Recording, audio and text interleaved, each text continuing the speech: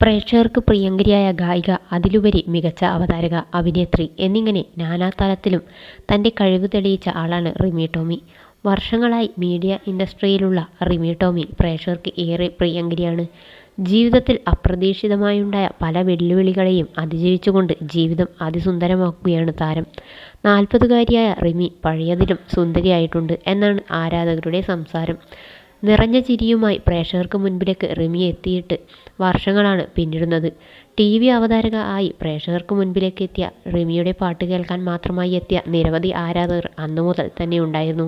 തനി പാലാ സ്റ്റൈലിൽ ഉള്ള വർത്തമാനത്തിൽ കൂടിയാണ് റിമി പ്രേക്ഷകരെ കയ്യിലെടുത്തത്.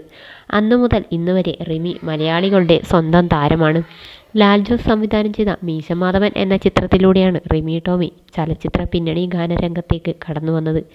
ചിങ്ങമാസം വന്നു ചേർന്നാൽ എന്നു തുടങ്ങുന്ന ഗാനമായിരുന്നു റിമി ആദ്യമായി മലയാള സിനിമയ്ക്ക് വേണ്ടി പാടിയത്.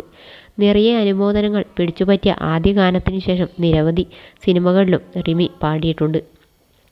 ആദ്യ വിവാഹവും അതുമായി ബന്ധപ്പെട്ട സംഭവ വികാസങ്ങളും ഒന്നും ആരുടെയും കുറ്റമല്ല എന്നും എന്തിനും ഒരു കാരണം ഉണ്ട് എന്ന് വിശ്വസിക്കാനാണ് തനിക്കിഷ്ടമെന്നും റിമി ടോമി മുൻപൊരിക്കൽ പറഞ്ഞിരുന്നു.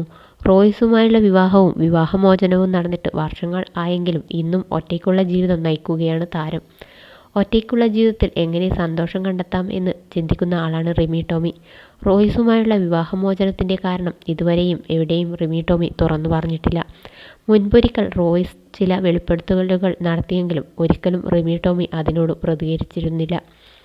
റിമിയുള്ള ഡിവോഴ്സിന് ശേഷം റോയ്സ് മറ്റൊരു വിവാഹം കഴിച്ചു.